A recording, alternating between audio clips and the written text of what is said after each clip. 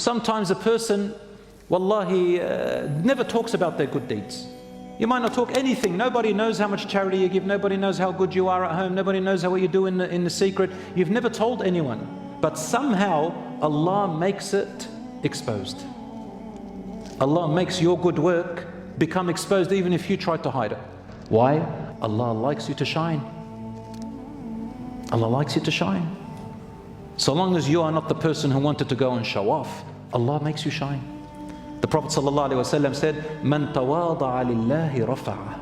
Whoever humbles themselves for the sake of Allah, meaning if I do this good work, I'm doing it for the sake of Allah. Allah will raise that person. And I'll give you a kind of a practical approach from a non-Islamic perspective. It also fits in line with whoever humbles themselves, Allah will raise them. How?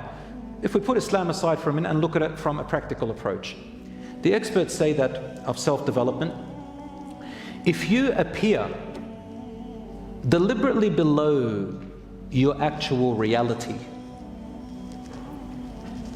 when people find out about you, they're more likely to be more impressed when they know your reality.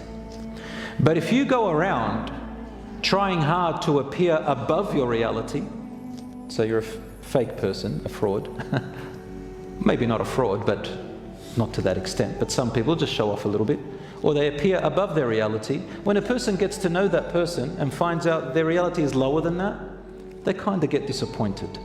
And sometimes you might not be a fraud or a fakester or a show-off or anything, but people had a good impression of you. It's not your fault. And when they know you in your reality, you tend to get a bit disappointed when the person's reality is not as you thought.